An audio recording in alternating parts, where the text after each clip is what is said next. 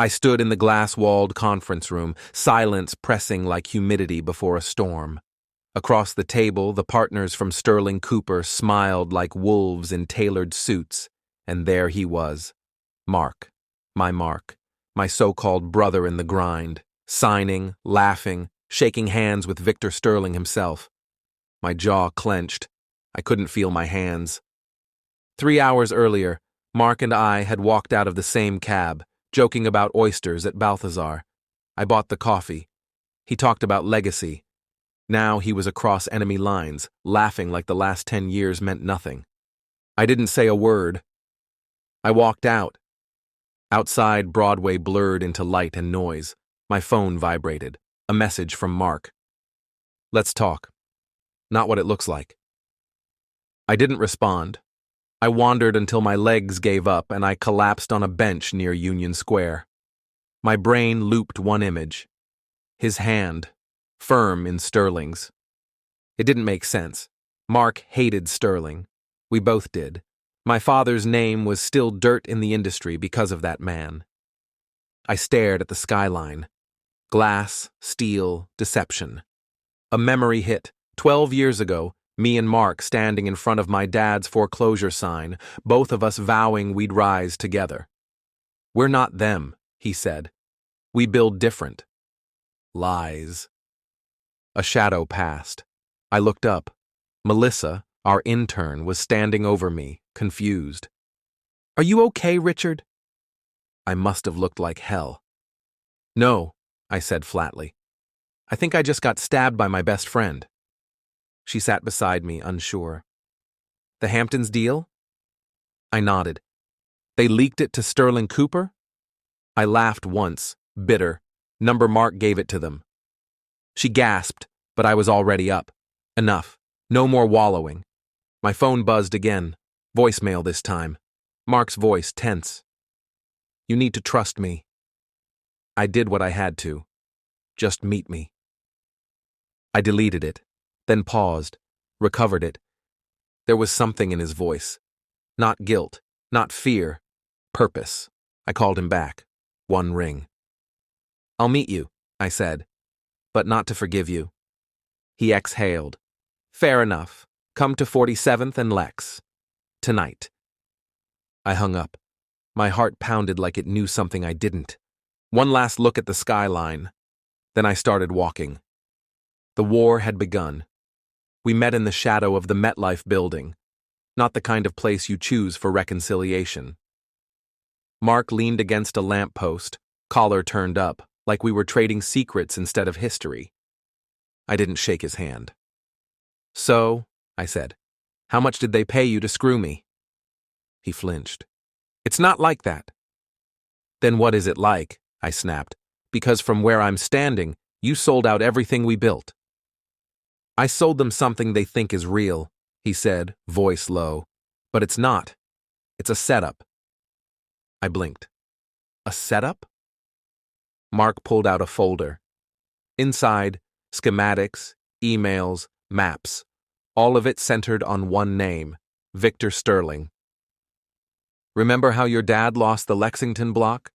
Sterling buried him with fake appraisals, insider zoning changes, ruined his name. We could never prove it." I stared at the papers, adrenaline flipping to confusion. "And this is... what? Revenge?" "No," he said. "It's justice." I scoffed. "By partnering with him?" "I got inside," he said. "They think I'm one of them. But I've been collecting dirt, months of it. All I needed was a deal big enough to get close." I stepped back. "You used me."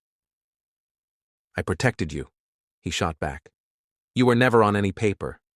You won't get touched if this implodes." I studied him. Mark was many things, reckless, ambitious, arrogant. But he never lied with his eyes. Tonight, they burned with something else. "You could have told me. I tried, but if you knew, you would have stopped me." He was right. Silence stretched. Cars hummed past. Somewhere, a siren wailed. "Sterling's got something coming up," Mark said. A private fund using dummy LLCs to buy up half the East End. Unregulated, illegal as hell, and he's planning to name it after your dad, to humiliate him posthumously. Rage flared. I imagined my father's grave, that bastard's name above it. What do you want from me? Help me bury him, not just his fund, his legacy.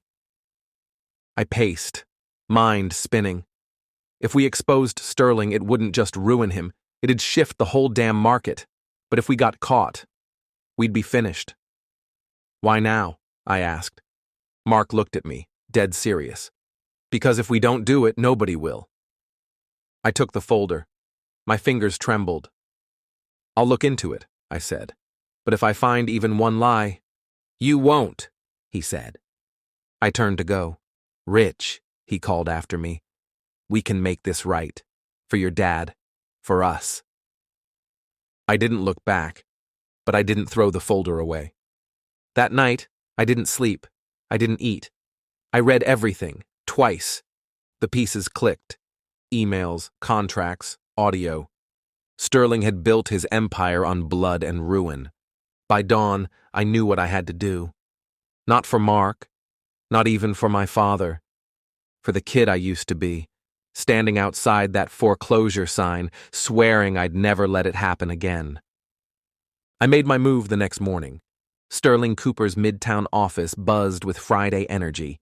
Brokers shouting, screens glowing, assistants chasing deadlines. I slipped in unnoticed, a ghost in my own industry. My badge still worked. That was their first mistake. On the 23rd floor, I found Daniela, their acquisitions analyst, fresh out of Wharton, sharp as glass. We'd met at a networking gala months ago. She'd flirted, I'd deflected. Now I needed her curiosity more than her attention. Richard? She blinked. Didn't expect to see you here. I leaned against her desk. Can I buy you lunch? She narrowed her eyes. Why? I'm working on something big. I need an outside perspective. That got her. Ego, hunger, the need to be in on something. At Cipriani over overpriced salads, I steered the conversation. I heard rumors about the East End Fund, I said casually. You involved? She paused, fork midair. Where'd you hear that? Just whispers. Something about offshore holding companies? She smirked. You know Sterling. If he's doing something, it's 2 layers deep. But you've seen the documents? She didn't answer, which was answer enough. Back at my apartment, I added her silence to the puzzle. Then I called Mark. She knows. Or at least suspects. Good, he said. Time to smoke them out.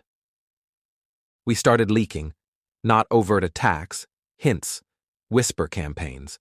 Mark used burner accounts to post anonymous comments on industry forums.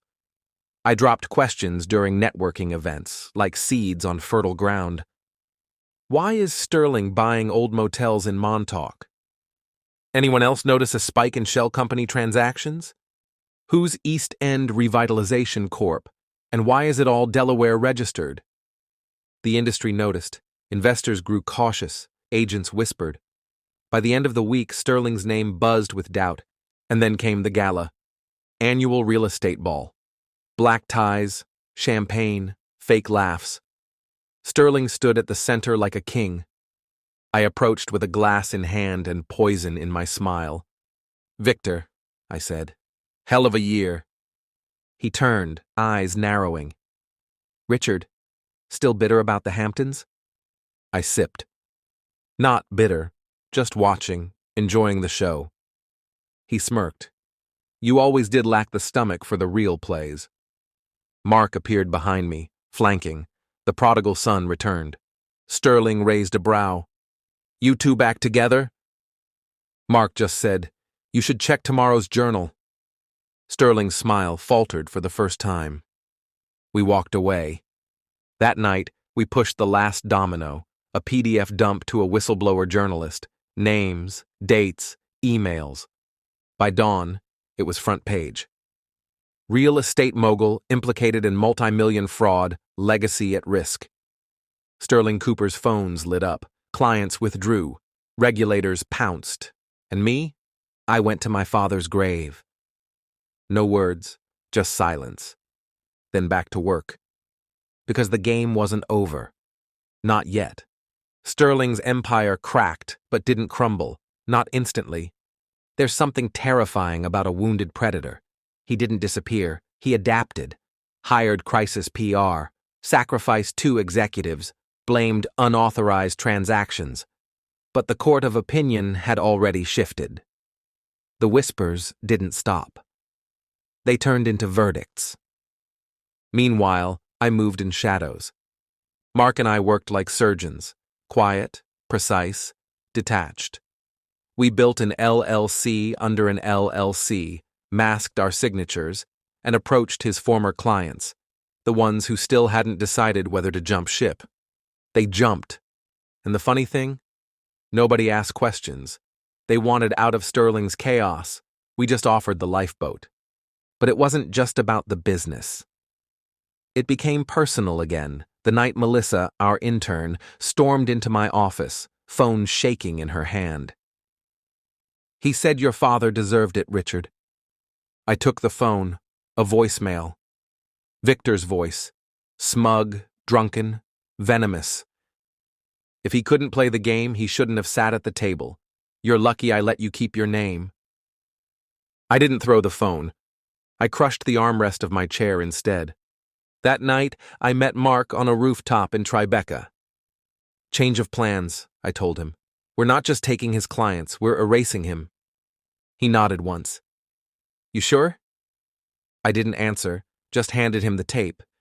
We fed it to the journalist, under a pseudonym. Let the world hear Sterling sneer at a dead man. No fraud, no embezzlement, just truth, ugly and unfiltered. That clip went viral. Even people outside the industry called for blood. The next morning, Sterling stepped down voluntarily. His name disappeared from the website by noon. His empire? Shaky, but alive. We weren't gods, just men with a mission. Mark and I didn't celebrate. We just kept moving. 1 month later, we stood in front of the East End property. Ours now. Not just the building, the legacy. My father's name would go on the sign, not as a brand, as a reminder. Mark handed me a set of keys. "You did it." "We did." He smiled. "You trust me now?" I paused. "Number. But I understand you." He nodded, accepting that. Maybe it was better that way.